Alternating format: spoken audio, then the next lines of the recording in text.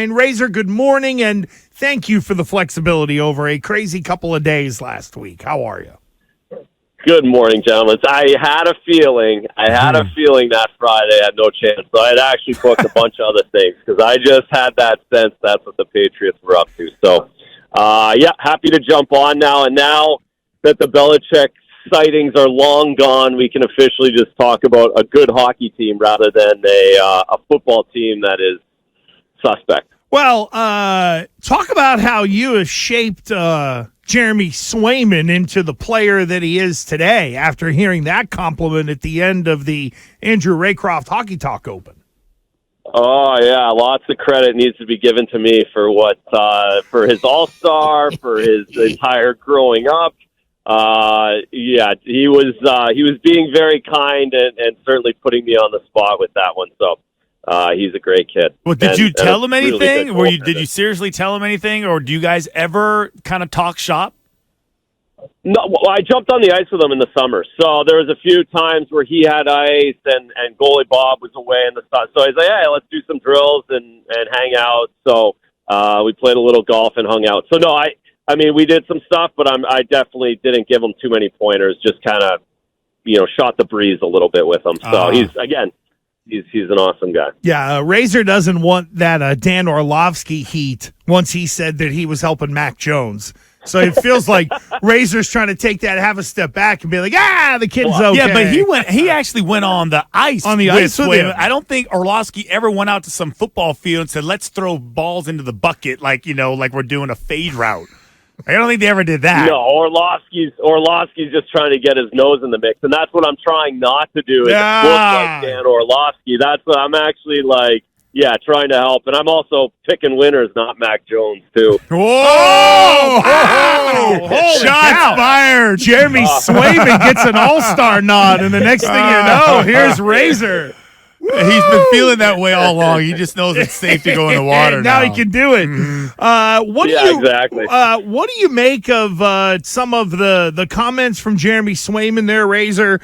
I know it was kind of unprompted where he talked about arbitration. We know Linus is down right now, although Swayman did say, hey, that guy's like a Viking. He'll be back soon. He's double tough. So it's not like he threw Big Lean under the bus. But is Swayman kind of feeling himself a little bit and getting that confidence to where he feels like he can start to express himself a little bit more? Yeah, it was. I mean, he almost always toes the line and does a great job with his interviews and saying the right thing. And I liked it. In the simple fact that it was personal, and we know arbitration in sports is personal. To sit in those rooms, like you said, I think you just called it how it was. I know guys my friends have done and sat in those rooms, and it's brutal. And I think his ability to let it go and just play his game and separate the two, but certainly that came out the other night, and I don't expect it to be lingering. I don't expect it to happen often. I think it was just kind of he felt like the moment could happen then after, he's probably pretty proud of being an all-star. Yeah, and I can easily see him reminiscing back to when he was doing going through the arbitration, and they were telling him all the reasons why he wasn't worthy of more money, and then here he is, kind of in a way getting the last laugh, at least for now, with the all-star nod, right? Exactly, and that's at the other side of it, right? If you're an organization, you want a guy like that. You want a Tom Brady, right? Tom Brady had the exact same. You want that kind of mentality in your organization. You don't want to have a guy who went to arbitration, heard all those things, and then cut his nose off to spite his face by playing poorly and said, "Well, you guys were right, and get rid of me." He's gone the other way and proving everybody wrong. You want that guy in your room, you want that guy in your crease, and you want that guy in your organization. Andrew Raycroft of Nesson and, of course, of WEEI here with Gresham and Fourier breaking down everything Bruins related. Jim Montgomery after the game had a pretty interesting quote of hey, we were in X amount of time zones and X amount of games in X amount of days and had all the numbers and the stats worked out. And it seemed that he was I don't know about pleased would be the right word, but he was okay with the way the team has played the last 2 weeks. What did you make of Monty's comments after last night's game?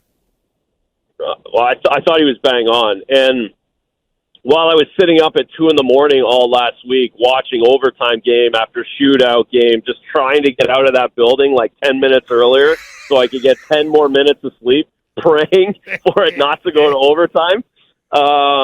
By the third one, I got a little bit of sleep. I was thinking, you know what? 3 overtime losses against these teams in this travel stretch over 4 days is actually good. They could have easily lost those games 3-0 and found a way to justify it. And then to back it up with an overtime win in St. Louis and then come home and dominate the way they did yesterday, this team works in 5-game stretches, and they got 7 points out of 10. A 700% winning is where they're at in the entire season. It puts them in second place in the entire National Hockey League.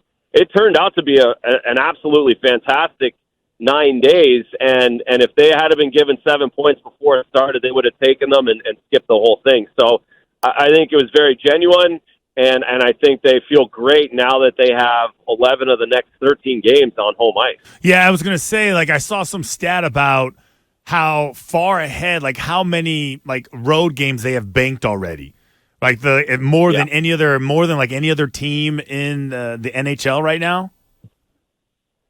Yeah, they're +5 now. They were +6 after that St. Louis game halfway through the season. So they've got a ton of home games, I should say, coming up, and they've just got the one more trip, 4 more games out to Western Canada, and that's everything else is Eastern. Everything else they're in their bed at 12 o'clock after games. So they've certainly grinded it out. And Brad Marchand said it the other night too, where he was asked about the dog days typically being January, February, and he said, feels like we've already gone through the dog days because of what our November, December schedule was and all the road games we had to play. So this team will be energized. I think they have the opportunity to go on a run here in the next couple weeks just with all their home games and maybe make some more room between themselves and at least the third, fourth place teams in the division.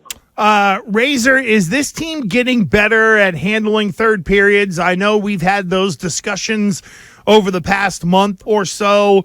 Do you think in terms of close and late, closing things out, things like that, are you seeing the kind of improvement that you want to here as the season's gone along? Yeah, I think it's getting better. I think it's still difficult, especially when you're playing teams that are fighting for their lives, because that's the NHL. The playoffs have started for a dozen teams. I mean, you have to win every night. You have to keep pace, and the Bruins are playing some of those desperate teams when it comes to the third period. So the key for me in these third periods for them is staying out of the penalty box. They've taken a lot of minor penalties over the last couple weeks, and it's taxing. And when they don't have Forbert, they don't have Carlo. The real key for them in the third periods is to stay out of the box, and we saw that against New Jersey.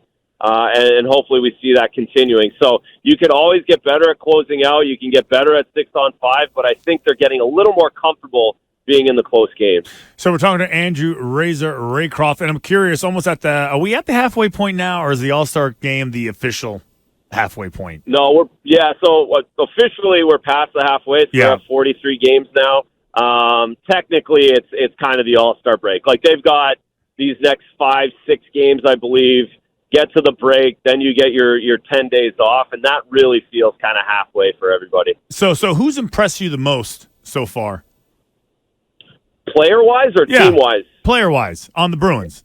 Player-wise? Yeah, maybe Trent a dark horse, maybe. Oh, okay. Why? Trent Frederick's been awesome. His ability to step up, he had career highs in goals, assists last season, and we're wondering if he could take another step, and he has.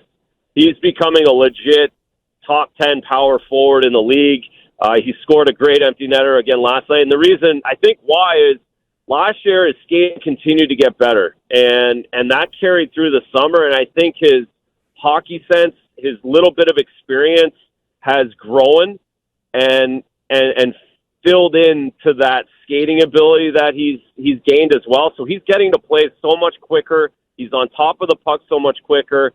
And all of that's translating into confidence. So he's going to crush his career highs from last season.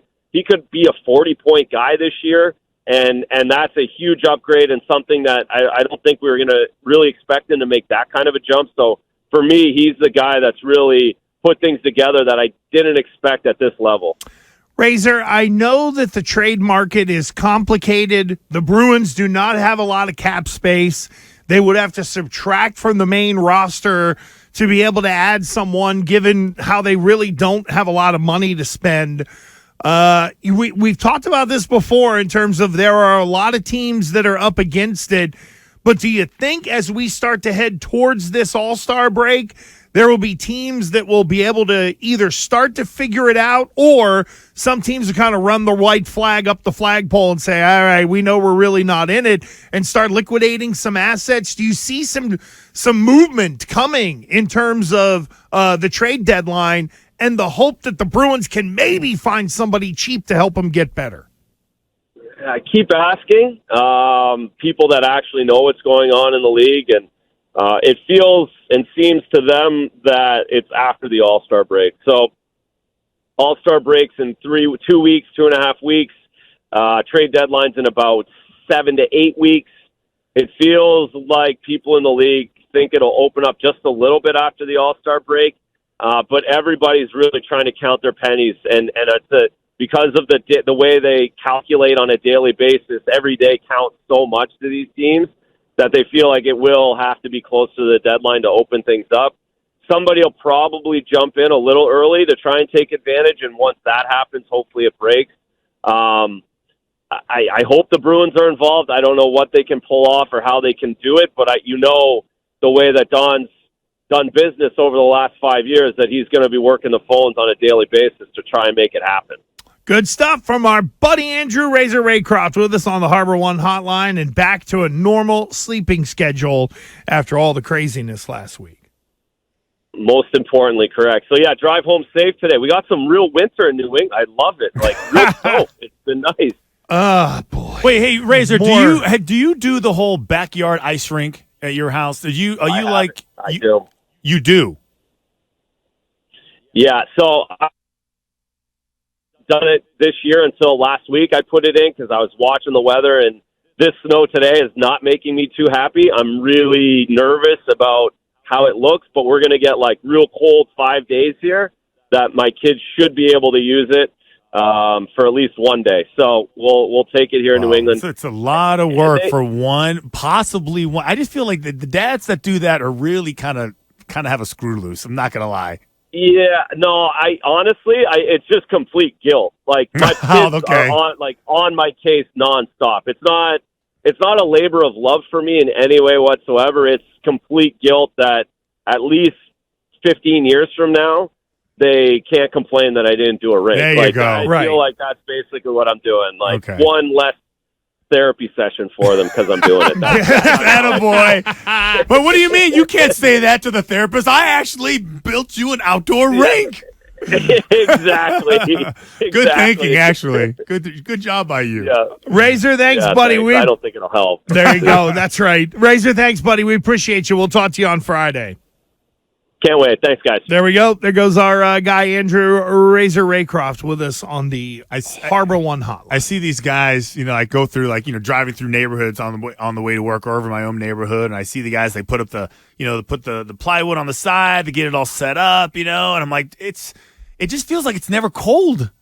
And so they're hoping for one day that thing would freeze over so their kids can go out there and shoot the puck around a little bit. As you could imagine, my brother and I share some tendencies, and one of them is we have bouts of OCD in weird ways. He much more than me. He wiped out a lot on his property, right? Brought in a bobcat, had someone level it off, so that when the summer comes, he can just pop up the rink, fill it with water, get that thing frozen. They have lights. Like, my nephew's little team, I don't know he's 11, about to be 12, so I don't know if that's pints, mites, squirts, quarts, gallons. I have no idea on the way but whatever his little team is, they've actually gone to my brother's house to practice when they haven't had rink time. He's a nut That's pretty job big. over it. But yeah, I'll tell you what, Not even though. it's regulation. It's pretty close. It's pretty close. Jeez. You know what, though? That's a lot of work, man. It's kind of dope.